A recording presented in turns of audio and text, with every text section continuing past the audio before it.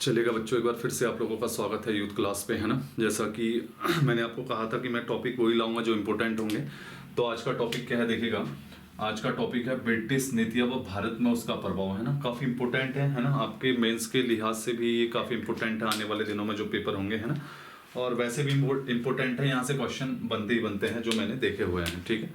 तो टॉपिक का नाम एक बार फिर से आप लोग अपने कानों में डाल लीजिएगा कि ब्रिटिश नीतियाँ व भारत में उसके प्रभाव। एक एक करके पढ़ते हैं और काफ़ी इंपॉर्टेंट है और काफ़ी कुछ इस सेशन में आपको जानने को मिलेगा। ये आई थिंक हो सकता है कि 2 पार्ट में आ जाए।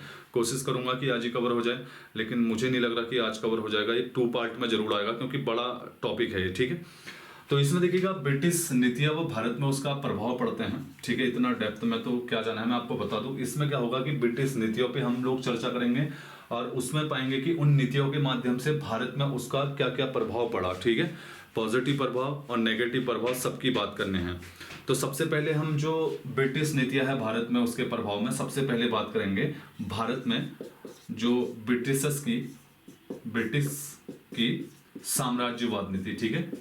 साम्राज्यवाद नीति बहुत ज्यादा इंपॉर्टेंट है, याद रखिएगा। साम्राज्यवाद नीति, ठीक है। इसके तहत इन लोगों ने क्या किया कि भारत में धीरे धीरे जो है अंग्रेजी साम्राज्य का विस्तार किया और धीरे धीरे भारत को जो है ब्रिटिश साम्राज्य में मिलाने की भरसक कोशिश की थी इस नीति के माध्यम से। अब हम जानने की कोशिश करेंगे कि वो कौन सी नीतियां थी जिसके माध्यम से इन लोगों ने भारत में साम्राज्यवादी, टॉपिक बड़े गंभीरता से समझेगा, जिसके तहत भारत में इन्होंने साम्राज्यवाद नीति को अपनाया और भारत में धीरे धीरे जो शासन है अपना, ठीक है, जो मतलब क्षेत्र है, कह सकते हो कि अपना शासन विस्तार किया था। दूसरा जो सबसे इंपॉर्टेंट है, भारत में ब्रिटिशर्स की आर्थिक नीतियां, ठीक है। इसमें हम आर्थिक नीतियों की चर्चा करेंगे, काफी इंपोर्टेंट है ये भी, ठीक है। इसमें देखेंगे कि इन्होंने भारत में कौन कौन सी अपनी आर्थिक नीतियां जो हैं लागू की थी और उनसे किस हद तक इनको फायदा हुआ। तीसरा, भारत में ब्रिटिशर्स की शिक्षा नीति, ठीक है। भारत में इनकी शिक्षा नीति, इस पे बात करेंगे हम, ठीक है। अगला टॉपिक करेंगे भारत में इनकी जो है, आप कह सकते हो कि भारत में शिक्षा नीति हो गई, भारत में आर्थिक नीति होगी, भारत में साम्राज्यवाद नीति होगी, भारत में प्रशासनिक मतलब एडमिनिस्ट्रेटिव नीति, ठीक है। एक अगला होगा भारत में प्रेस नीति, ये भी काफी इंपोर्टेंट थी, भारत में प्रेस नीति। तो हम इन 3-4 नीतियों पे काम करने वाले हैं, 5 मुख्यतः। तो ब्रिटिशर्स नीतियां जिन्होंने भारत पे प्रभाव छोड़ा, तो मुख्यतः मैं 5 को मानता हूं। पहला, भारत में ब्रिटिशर्स साम्राज्यवाद नीति, ये क्या थी जल्दी ही आप लोग जान जाओगे। दूसरा, भारत में ब्रिटिशर्स की आर्थिक नीति, काफी इंपोर्टेंट थी। इस पे तो जो है दादा भाई नौरजी भी कमेंट करेंगे, उनका भी जिक्र आएगा, वो भी मैं आपको पढ़ाऊंगा। अगला है भारत में शिक्षा नीति, काफी इंपोर्टेंट है। मैकाले हो गया, है ना, वुड का डिस्पैच हो गया, ये सारे आएंगे, ठीक है। सेटलर आयोग, ये सारी चीज आएंगे। भारत में प्रशासन की नीति, जहां पे इन्होंने भारत में आईसीएस जो है एक पद बनाया था, उन सब पे हम लोग चर्चा करने वाले हैं। भारत में प्रेस नीति, ये भी काफी इंपॉर्टेंट है, याद रखिएगा। भारत में इनकी प्रेस नीति, ठीक है। समझ में आया ना। ये 4-5 पॉइंटों पे बात करने वाले हैं, क्योंकि टॉपिक लंबा है, इसलिए मैं फटाफट आपको पढ़ाने की कोशिश कर रहा हूँ। सबसे पहले हम लोग बात करते हैं भारत में ब्रिटिशर्स की साम्राज्यवादी नीति, ठीक है। देखिएगा, भारत में ब्रिटिशर्स की साम्राज्यवाद नीति पढ़ाने से पहले सबसे पहले इसी से एक क्वेश्चन निकालते हैं। भारत में ब्रिटिशर्स की सबसे ज्यादा जो साम्राज्यवाद नीति को प्रमोट किया और सबसे ज्यादा जो साम्राज्यवाद नीति को बढ़ाया, वो बढ़ाया था लॉर्ड डलहौजी ने। किसने? लॉर्ड डलहौजी ने भारत में सबसे ज्यादा साम्राज्यवाद नीति का जो है अनुसरण किया और इसके तहत भारत में सबसे ज्यादा ब्रिटिश साम्राज्यवाद का विस्तार किया। इसलिए लॉर्ड डलहौजी को ब्रिटिश साम्राज्य का साम्राज्यवादी बोला जाता है, ठीक है। क्वेश्चन आता है कि भारत के किस गवर्नर जनरल को साम्राज्यवादी गवर्नर जनरल बोला जाता है, तो कौन होगा? लॉर्ड डलहौजी। ये बहुत इंपॉर्टेंट क्वेश्चन है, एक एक क्वेश्चन आप लोग नोट डाउन करते रहिएगा, ठीक है। कैसे हैं वो मैं आपको बताऊंगा। साम्राज्यवाद नीति के तहत इन्होंने 3-4 नीतियों का अनुसरण किया था, जिसके तहत पहली थी सायक संधि, ठीक है। सायक संधि जिसके तहत पहली थी। दूसरी इसी ने हड़प नीति, इससे ही व्यक्तिगत सिद्धांत भी बोलते हैं और इसे ही गोद लेने की नीति भी बोलते हैं। गोद लेने की नीति, इसको और हड़प नीति कहते हैं, ठीक है। तो इसको 3 नामों से जाना जाता है जो लॉर्ड डलहौजी ने अपनाई थी। इसे हड़प नीति भी कह सकते हो, ठीक है, इसे व्यवगत सिद्धांत भी कहते हैं, और कुछ किताबों में इसे गोद लेने की नीति भी नाम दिया गया है। इसके अलावा एक अन्य थी जो वॉरेन हेस्टिंग ने अपनाई थी, जिसे रिंग फेस नीति कहते हैं, यानी कि घेरे की नीति, ठीक है, वो वॉरेन हेस्टिंग ने अपनाई थी। और 1772 के आसपास में वॉरेन हेस्टिंग ने ये बंगाल आसपास के क्षेत्रों में अपनाई थी, जिसे घेरे की नीति बोलते हैं, ठीक है, घेरे की नीति, और इसे रिंग फेस भी बोला जाता है, ठीक है। घेरे की नीति 1772 में लागू की थी और 1777 में इसे बंद कर दिया गया था। तो इन 3-4 नीतियों के माध्यम से ब्रिटिशर्सों ने क्या किया, भारत में साम्राज्यवादी जो नीति है उसका विस्तार किया। पहली कौन सी थी, सायक संधि, दूसरी कौन सी थी, हड़प नीति, व्यवगत सिद्धांत या गोद लेने की नीति, और एक अन्य थी जिसका नाम है घेरे की नीति या रिंग फेस नीति, 1772 में जो वॉरेन हेस्टिंग ने अपनाई थी। अब हम बात करते हैं सबसे पहले सायक संधि पे, ठीक है। सबसे पहले हम बात करते हैं किस पे, सायक संधि पे, याद रखेगा। तो सबसे पहले सायक संधि पे बात करते हैं। तो सहायक संधि, ठीक है, लिखते रहिएगा, सहायक संधि। कहते हैं कि भारत में सहायक संधि की शुरुआत जो है फ्रांसिस गवर्नर था डुप्ले के माध्यम से ये शुरू हुई थी हैदराबाद में, ठीक है, हैदराबाद में उसने इंप्लीमेंट की थी। डुप्ले के माध्यम से, वो फ्रांसीसी गवर्नर था, भारत में सहायक संधि की जो है क्या हुई थी बताइएगा, शुरुआत हुई थी। लेकिन फ्रांसीसी इसे उस बड़े मोड पे जो है लागू नहीं कर पाए, इसीलिए डुप्ले के जाते ही ये सारा खत्म हो जाता है। दूसरा बताते हैं कि लॉर्ड क्लाइव ने अवध के संबंध में, समझ में आया ना, लॉर्ड क्लाइव ने अवध के संबंध में जो है, याद रखेगा, इसको जो है क्या किया था, लागू किया था, ठीक है, अवध के संबंध में। तीसरा 1798 में, ठीक है, हैदराबाद के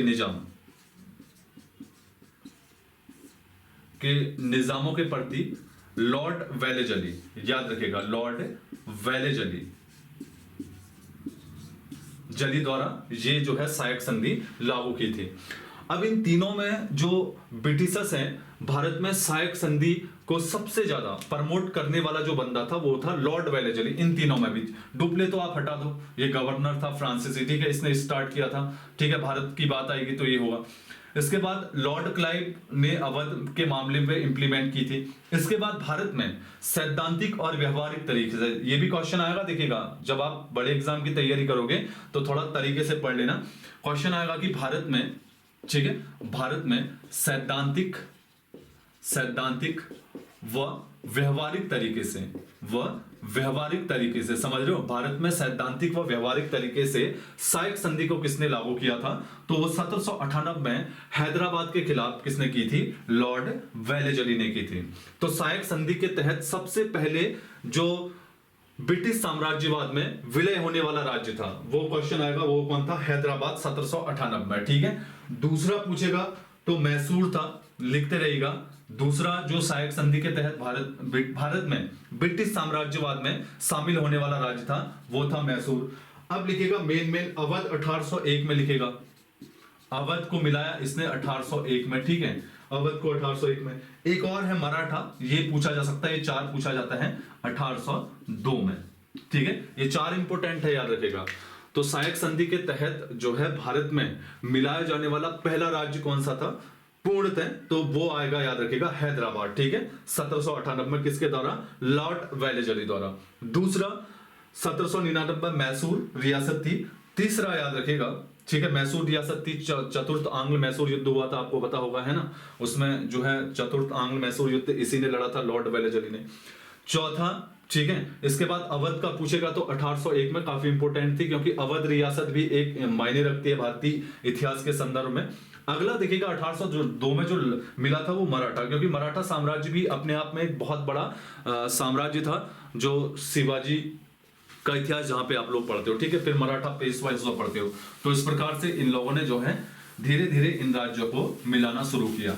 अब हम जानने की कोशिश करते हैं कि सहायक संधि के अंतर्गत था क्या, ठीक है, सहायक संधि के अंतर्गत ये लोग क्या कंडीशन रखते थे और किस तरह से भारतीय शासकों को बिल्कुल एक प्रकार से कह सकते हो कि पैरालाइज कर देते थे, ठीक है। सबसे पहले इन्होंने ये कहा था कि जो भी रियासत सहायक संधि को अपनाएगी उसमें एक British residence British residence dense के रूप में एक एजेंट की नियुक्ति की जाएगी, ठीक है, एक एजेंट की नियुक्ति की जाएगी जो वहां का जो है क्या देखेगा, मैनेजमेंट देखेगा, यानी कि प्रबंधन देखेगा, ठीक है, जो वहां का प्रबंधन देखेगा। अब देखेगा भैया आपने उस साम्राज्य में जो साइक संधि के तहत मिला था उसमें आपने एक ब्रिटिश रेजिडेंस के रूप में एक एजेंट की नियुक्ति दी है जो बराबर इस टाइम पे जो बंगाल का गवर्नर या जो भी था उसको बराबर जो है खबर देता था कि यहाँ पे जैसे 1798 में हैदराबाद को मिला, हैदराबाद में क्या चल रहा, हैदराबाद के शासकों का मैनेजमेंट, ये सब कौन देखता था, ब्रिटिश रेजिडेंसी से नियुक्त एक एजेंट देखता था।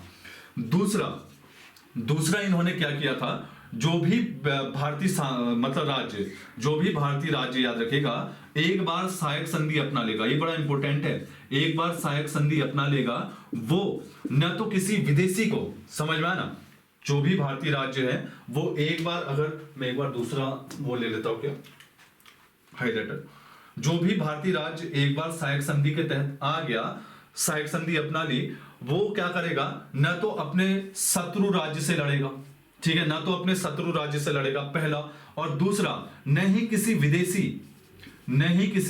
विदेशी शक्ति को जो है शरण देगा, ठीक है, नहीं किसी विदेशी शक्ति को क्या देगा, शरण देगा।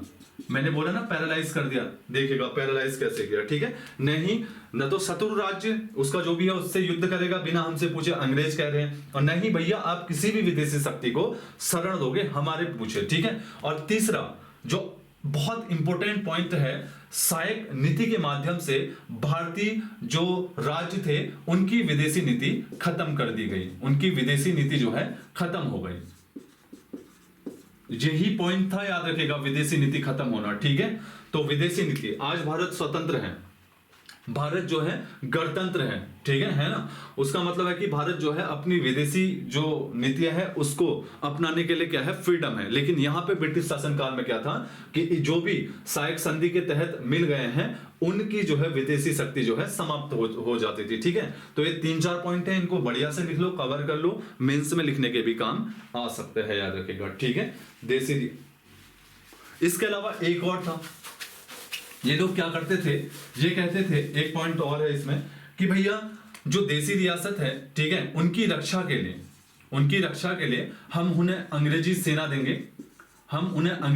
देंगे, उनकी रक्षा के लिए। अंग्रेज देखिएगा कितने माइंडफुल थे, और उस सेना का जो खर्च है संबंधित राज्य देगा, समझ में आया ना। हम जो भी सहायक संधि के तहत राज्य जिन्होंने सहायक संधि अपनाई है वहां एक अंग्रेजी सेना प्रोवाइड करवाएंगे, और उस अंग्रेजी सेना के सारे वेतन और उनका रहन सहन कौन करेगा बताइएगा, वो राज्य करेगा। ऐसे में क्या हो जाता था, अंग्रेजों को देखो सेना तो उनके प्रति वफादार है ना, लेकिन सेना को बिना वेतन दिए वो लोग राजा बनते थे। वेतन कौन देता था, भारतीय राज्य के राजा। ऐसे में क्या होता था कि अंग्रेजों में वित्तीय पावर का बोझ कम पड़ता था, जिससे वो अपनी विदेशी नीति और क्या करते थे, मजबूत करते थे। इस तरीके से इन्होंने भारत का शोषण जो है बहुत ही बड़े लेवल पे करना शुरू कर दिया, ठीक है। हर एक पॉइंट पे लॉजिक है, याद रखिएगा, ठीक है, बहुत ही अच्छे लॉजिक है।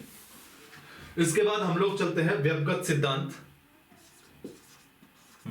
सिद्धांत, गोद लेने की नीति या हड़प नीति। इसे लैप्स ऑफ डॉक्ट्रिन भी बोला जाता है, ठीक है, लैप्स ऑफ डॉक्ट्रिन भी बोला जाता है इंग्लिश में, याद रखिएगा। व्यक्तिगत नीति, गोद लेने की और हड़प नीति, ठीक है, ये तीनों ही एक थी। इसको जो है सबसे पहले 1848 में अपनाया था, याद रखिएगा। 1848 से 1856 तक इसका कार्यकाल था। ये था लॉर्ड डलहौजी। भारत में जो है ब्रिटिश साम्राज्यवाद का सबसे ज्यादा जो साम्राज्यवाद फैलाया था वो इसी बंदे ने फैलाया था। इसीलिए मैंने पहले पॉइंट बताया था कि इसे भारतीय जो है गवर्नर जनरल का क्या बोला जाता है, साम्राज्यवादी गवर्नर जनरल बोला जाता है। व्यक्तिगत सिद्धांत के तहत इन्होंने सबसे पहले लॉर्ड किसने अपनाया था बताइएगा, डलहौजी, ठीक है। इसके तहत ये लोग क्या करते थे, जो भी भारतीय राज्य हैं उनकी संतान नहीं है, या उन्होंने कोई गोद ले रखा है, या उनका कोई दत्तक पुत्र है, ठीक है, ऐसी कंडीशन आ जाती है, उनका संतान नहीं है, उनने गोद ले रखा, उनका दत्तक पुत्र है, ऐसे राज्य हो जाएंगे तो उनको याद रखेगा व्यवगत सिद्धांत गोद लेने की या हड़प नीति के तहत डायरेक्टली किस पे मिलाया जाएगा, बताइएगा किस पे मिलाया जाएगा, ब्रिटिश साम्राज्य में। सबसे पहले इसके तहत याद रखेगा जो मिलाया था सतारा को मिलाया था, ठीक है, सबसे पहले सतारा को मिलाया था 1848 में, याद रखेगा, ठीक है, 1848 में सबसे पहले सतारा को मिलाया था 1848 में। पूछा जाता है, याद रखिएगा, अलग अलग है, हड़प नीति के तहत मिलाया गया पहला राज्य था सतारा, ठीक है, 1848, और साइक संधि के तहत जो मिलाया गया था 1798 में पहला कौन सा था, हैदराबाद। ये कान खोल के अपने दिमाग में डाल लीजिएगा कि हैदराबाद जो है सबसे पहले साइक संधि के तहत अपनाया गया था, लेकिन सतारा का जो है हड़प नीति के माध्यम से लॉर्ड डलहौजी ने 1848 में किया। बिल्कुल क्लियर कर लीजिएगा, ठीक है, व्यवगत सिद्धांत के कॉन्सेप्ट अलग थे और सहायक संधि के कॉन्सेप्ट अलग थे, दोनों के तहत पहली बार मिलाए गए अलग अलग राज्य थे, ठीक है, ये बड़ा इंपॉर्टेंट है, ये चीजें याद करनी है। दूसरा जैतपुर और संभलपुर, लिखते रहिएगा, संभलपुर, ये दोनों ही हड़प नीति के तहत 1849 में मिलाए गए थे, ठीक है। अगला लिख लीजिएगा झांसी 1852 में, झांसी 1852 में, और इसके बाद अवध लिखेगा 1854 में, है ना, अवध, सॉरी नागपुर, अवध नहीं, अवध तो 1856 में कुशासन का आरोप लगा, नागपुर लिखेगा 1854 में। तो वहां अलग था, सहायक संधि के तहत जो मराठे थे वो 1801 में थे, है ना, 1802 में थे, जो अवध था वो 1801 में था, वो अलग था, ठीक है, वो सहायक संधि के तहत था। लेकिन आपसे हड़प नीति, गोद नीति और व्यवगत के सिद्धांत के तहत पूछेगा तो इसके तहत सबसे पहले जो है याद रखिएगा किसको, सतारा को मिलाया गया था 1848 में, फिर 1949 में संबलपुर और जैतपुर को, फिर उसके बाद जो है झांसी को मिलाया गया था, ये पूछा जाएगा, याद रखिएगा 1852 में, इसके बाद नागपुर को मिलाया गया था 1854 में। तो ये रही लॉर्ड डलहौजी की हड़प नीति, जिसके माध्यम से उसने क्या किया था, भारत में ब्रिटिश साम्राज्यवाद का जो है फैलाव किया था, ठीक है, इन नीतियों के तहत। इसके अलावा घेरे की नीति मैंने आपको बता दिया था, वो उतनी इंपॉर्टेंट नहीं है, बस ये याद रखना है कि, ठीक है, कारण ये आपका वॉरेन हेस्टिंग द्वारा अपनाया गया था, जो बंगाल का अंतिम गवर्नर और बंगाल का पहला गवर्नर जनरल था, ठीक है, ये याद रखिएगा। इसके बाद हम पढ़ते हैं ब्रिटिश आर्थिक नीतियां, ब्रिटिश आर्थिक नीतियां, आर्थिक नीतियां। ब्रिटिश आर्थिक नीतियों में सबसे पहले हम पढ़ेंगे भूराजस्व व्यवस्था, भूराजस्व व्यवस्था, ये बड़ा इंपॉर्टेंट है, याद रखिएगा, ठीक है, भूराजस्व व्यवस्था सबसे पहले पढ़ेंगे। भूराजस्व व्यवस्था के तहत इन्होंने 4-5 तरीके से भूराजस्व व्यवस्था अपनाई थी। पहली थी पंचशाला, जो आपने पढ़ी नहीं होगी, ठीक है, और दूसरी थी स्थायी बंदोबस्त, तीसरी थी रैयतवाड़ी, ये ब्रिटिश आर्थिक नीतियों में आएंगी, और चौथी कौन थी बताइएगा, महालवाड़ी, ठीक है। तो ये 4 नीतियां थी, तो इन 4 नीतियों के माध्यम से, इन 4 भूराजस्व व्यवस्था के माध्यम से इनको जो है भूराजस्व आता था, और ये जो है याद रखिएगा ब्रिटिश आर्थिक नीतियों में प्रमुख था। क्वेश्चन आएगा कि ब्रिटिश आर्थिक नीतियों में सबसे प्रमुख व्यवस्था कौन सी थी, तो भूराजस्व व्यवस्था, ठीक है, हालांकि बैंकिंग व्यवस्था वो भी मैं पढ़ाऊंगा, लेकिन सबसे इंपॉर्टेंट जो थी याद रखिएगा भूराजस्व व्यवस्था। इसके अलावा बैंकिंग व्यवस्था, रेलवे व्यवस्था, ये भी आएगी, वो मैं पढ़ाऊंगा सबके सब, ठीक है, पहले पढ़ लीजिएगा भूराजस्व व्यवस्था, ठीक है। इसके तहत पहली जो अपनाई थी पंचशाला, दूसरी थी स्थायी जो 1793 में अपनाई थी, रैयतवाड़ी थी, फिर थी महालवाड़ी, ठीक है, ये थी पंचशाला। अब हम एक एक करके चर्चा करते हैं इन पे। सबसे पहले चर्चा करते हैं हम पंचशाला पे, ठीक है, पंचशाला पे सबसे पहले चर्चा करते हैं पंचशाला पे। पंचशाला को जो अपनाया था याद रखिएगा, वो अपनाया था बंगाल का जो था, बताइएगा कौन था, बताइएगा वॉरेन हेस्टिंग, ठीक है, वॉरेन हेस्टिंग द्वारा सबसे पहले इसको अपनाया गया था। बंगाल बिहार इसका क्षेत्र था, ठीक है। पंचशाला के तहत ये लोग क्या करते थे, जो सबसे ज्यादा बोली लगाता था, जो सबसे ज्यादा, ठीक है, बोली लगाता था, जो सबसे ज्यादा बोली लगाता था, उसको जो है जमीन दी जाती थी, ठीक है। पंचशाला के तहत याद रखेगा, क्वेश्चन आएगा कि वॉरेन हेस्टिंग द्वारा अपनाई गई पंचशाला व्यवस्था के तहत क्या व्यवस्था थी, तो आप सीधे आंसर दोगे इस पंचशाला में ये था कि जो सबसे ज्यादा बोली लगाई जाती थी उसको जो है भूमि दी जाती थी, ठीक है। और 1777 में इसको बंद कर दिया गया था, याद रखिएगा 1777 में इसको बंद कर दिया था, किसको, पंचशाला। और पंचशाला किसने अपनाई थी, बंगाल का अंतिम गवर्नर और बंगाल का प्रथम गवर्नर कौन, वॉरेन हेस्टिंग द्वारा 1772-73 में, और बंद कर दिया गया था 1777 में। अगली थी, याद रखिएगा, स्थायी बंदोबस्त। स्थायी बंदोबस्त, मार्कर तो दिख रहा है ना आपको, मार्कर देखते हैं, मार्कर तो चालू है, ठीक है। दो नाम और ऐड कर लीजिएगा, फ्रांसिस और जॉन सोर, ठीक है। इसको मुख्यतः जो अपनाया था, याद रखिएगा, किसने अपनाया था बताइएगा, कार्नवालिस द्वारा, ठीक है, कार्नवालिस, लॉर्ड कार्नवालिस द्वारा भारत में सिविल सेवा का जनक, ठीक है। 1793 में इसको अपनाया गया था। और लॉर्ड कार्नवालिस के जो सहायक थे, दो बंदे थे, फ्रांसिस और जॉन सोर, ठीक है। इस स्थायी बंदोबस्त के अन्य नाम लिख लीजिएगा, इस्तमरारी, दूसरा नाम मालगुजारी, तीसरा इसे बोला जाता था, ठीक है, मालगुजारी हो गया, ठीक है, बिस्वेदारी, बिस्वेदारी, और चौथा बोला जाता था इसे जागीरदारी, जागीरदारी। दिख रहा है ना, हाँ दिख रहा है, ठीक है। तो याद रखिएगा, स्थायी बंदोबस्त को थोड़ा डीप पढ़ते हैं तो कार्नवालिस ने इसको अपनाया था 1793 में, ठीक है। और इसके सहायक के रूप में दो व्यक्ति थे, फ्रांसिस और जॉन सोर, ठीक है। इस स्थायी बंदोबस्त को चार अन्य नामों से भी जाना जाता है, या तो इस्तमरारी बोल लो, या मालगुजारी बोल लो, या बिस्वेदारी बोल लो, या जागीरदारी बोल लो। क्वेश्चन आ सकता है कि निम्नलिखित में से स्थायी बंदोबस्त का एक नाम नहीं था, या निम्नलिखित में से कौन से नाम जो है स्थायी बंदोबस्त के थे। तो ये चार नाम थे, इनको बढ़िया से लिख लीजिएगा, ठीक है, इसके नाम थे, ठीक है। अब इसके तहत क्या होता था, स्थायी बंदोबस्त, स्थायी का मतलब था, इसमें स्थायी बंदोबस्त में स्थायी का मतलब था, याद रखिएगा, स्थायी का मतलब क्या था, स्थायी का मतलब था कि एक दर, कर की एक दर, ठीक है। और बंदोबस्त का मतलब क्या था, ठीक है, जो किसानों से, ठीक है, जो मतलब जागीरदारों से, किसानों से तो क्या, जो जागीरदारों से कॉन्ट्रैक्ट कर दिया जाता था, ठीक है, उसे बोला जाता था बंदोबस्त, ठीक है। और स्थायी का मतलब था, याद रखिएगा, क्या, दर, स्थायी बंदोबस्त, ठीक है। लिख लीजिएगा सारी चीजें, ठीक है। इसमें क्या हो जाता था कि जो कंपनी थी, इसका हेड जो था जागीरदार था, याद रखिएगा, ठीक है, जागीरदार इसका हेड था। जो जागीरदार होते थे ये यहां से भू राजस्व कलेक्ट करते थे, याद रखिएगा, ठीक है, बंदोबस्त के तहत, स्थायी बंदोबस्त के तहत इनको कंपनी का 10/11 कंपनी को देना पड़ता था, ठीक है। और इनका खुद का जो कमीशन होता था, यानी कि खुद का जो इनका होता था वो होता था 1/11। ये बड़ा इंपॉर्टेंट है, क्वेश्चन आएगा कि स्थायी बंदोबस्त के तहत जो जागीरदार होते थे उनको कितना मिलता था पूरे उपज का, तो 1/11। और क्वेश्चन आएगा कि भू राजस्व स्थायी बंदोबस्त के तहत कंपनी को कितना जाता था, 10/11, ठीक है, ये होता था। इसके तहत याद रखिएगा, जो स्थायी बंदोबस्त है, ठीक है,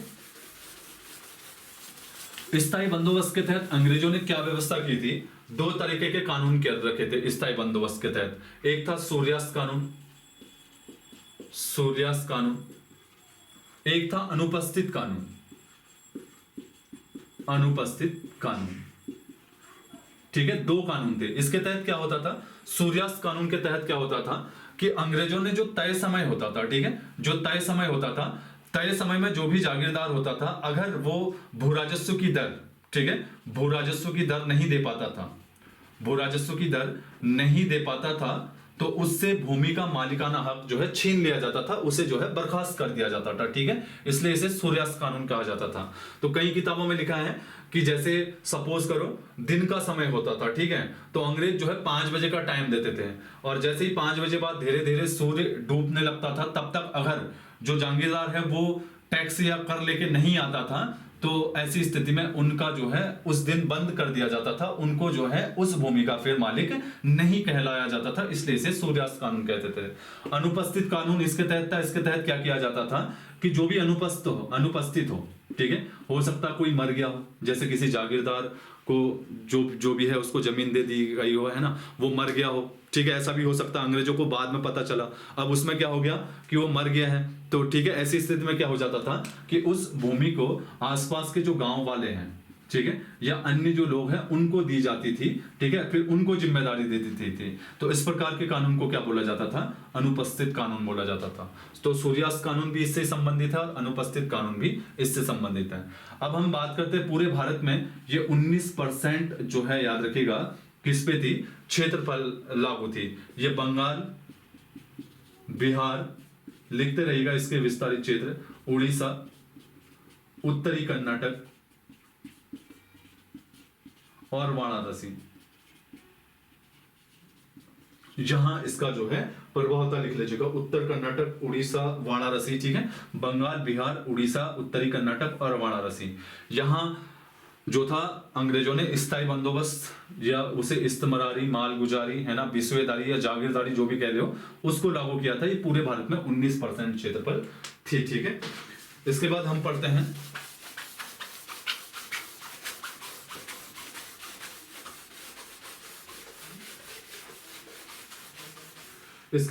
रेयतवाड़ी, ठीक है, रेयतवाड़ी। इसको शुरू किया था टॉमस मुनरो द्वारा।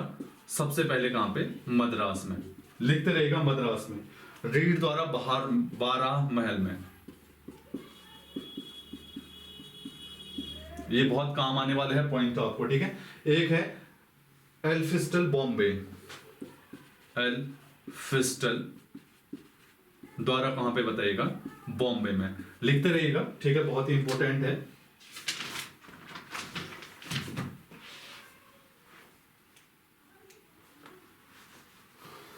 ठीक है, लिखा। तो रेयतवाड़ी जो है, याद रखिएगा, ये टॉमस मुनरो, सब मेन याद रखिएगा, अगर मेन पूछेगा रेयतवाड़ी को लागू करने वाला भारत में कौन था, तो टॉमस मुनरो था, इसने मद्रास में किया था, ठीक है। इसके सहायक के रूप में रीड और एल्फिस्टल थे, ठीक है। तो क्वेश्चन आएगा कि 12 महल में टॉमस मुनरो ने के किस सहायक ने जो है रेयतवाड़ी को लागू किया था, तो कौन होगा? रीड होगा, ठीक है। इसके बाद पूछा जा सकता है कि बॉम्बे में टॉमस मुनरो के किस सहायक द्वारा जो है रेयतवाड़ी को शुरू किया गया था, तो वो बॉम्बे था। रेयतवाड़ी क्या था? इसको आपने देखा होगा कि जो है आपका शेरशाह सूरी ने भी लागू किया था। रेयत का मतलब होता है किसान, ठीक है, रेयत का मतलब होता है किसान, ठीक है, रेयत का मतलब होता है किसान। और मैं आपको बता दूं, रेयतवाड़ी भारत में 51% क्षेत्रफल लागू थी। तो क्वेश्चन आता है कि भारत में सबसे ज्यादा, भारतीय इतिहास में सबसे ज्यादा क्षेत्रफल पर लागू होने वाली भू राजस्व व्यवस्था कौन सी थी, तो रेयतवाड़ी थी, ठीक है, 51% पर। तो रेयत का मतलब होता है किसान। रेयतवाड़ी व्यवस्था के तहत क्या किया जाता था कि किसान को ही हेड बनाया जाता था और किसान से ही जो है भू राजस्व की वसूली की जाती थी, भू राजस्व की वसूली की जाती थी। अब उसमें क्या होता था? स्थायी बंदोबस्त में लॉसेस क्या थे, उसके नेगेटिव पॉइंट क्या थे? इसमें जो जागीरदार था, ठीक है, जो ठेकेदार की तरह होता था, जागीरदार जो था ये हेड बनाया जाता था इसको, ठीक है, जागीरदार को इतने क्षेत्र का हेड बनाया जाता था। अब इस क्षेत्र में इतनी किसी अन्य किसान की जमीन है, इतनी किसी अन्य की है, इतनी किसी अन्य की है, तो ऐसे में क्या होता था कि जागीरदार भी अपना कमीशन ले लेता था, ठीक है। तो ऐसी स्थिति में जो किसान थे उनकी स्थिति थोड़ी कमजोर हो जाती थी, इसलिए स्थायी बंदोबस्त उतनी तरीके से जो है सफल नहीं हो पाया। रेयतवाड़ी में क्या होता कि रेयतवाड़ी में आपका किसान को डायरेक्ट हेड बना दिया गया। इनने देखा कि स्थायी बंदोबस्त में थोड़ा उस लेवल का इंप्लीमेंट नहीं हुआ, किसानों में जो है क्या थी बताइएगा, एक प्रकार से आक्रोश था, ठीक है, भारत में किसानों के आक्रोश, क्योंकि भारत में किसान को अन्नदाता बोला जाता है, ठीक है। तो अंग्रेजों को इतना पता था कि इस टाइम पे औद्योगिक क्रांति चल रही है भाई, अगर हम भारतीय किसानों को नाराज करते ऐसी स्थिति में, तो हमारी औद्योगिक क्रांति जो है वो रुक जाएगी, क्योंकि इंग्लैंड की औद्योगिक क्रांति में सबसे बड़ी भूमिका रॉ मटेरियल के रूप में भारतीय किसानों ने निभाई थी, ठीक है। तो ये यहां से भारतीय किसानों से इस तरीके से भू राजस्व अपनाते थे और उस रॉ मटेरियल को सीधे इंग्लैंड भेजते थे, ठीक है, याद रखेगा। तो भू राजस्व व्यवस्था अपनाई इन्होंने, ठीक है। इसमें किसान को ही हेड बना दिया और किसान ही जो है, याद रखिएगा, भू राजस्व की टैक्स वसूली दी जाती थी और अंग्रेजों ने इसमें सीधे डील जो है रेतवाड़ी के तहत किसानों से की जाती थी। तो ऐसी स्थिति में रेतवाड़ी में क्या होता था, किसानों का शोषण कम होता था। हर चीज पॉइंटेबल है, याद रखिएगा तैयारी के दौरान। तो क्वेश्चन आएगा, याद रखते रहिएगा, ठीक है। इसके बाद आता है महालवाड़ी।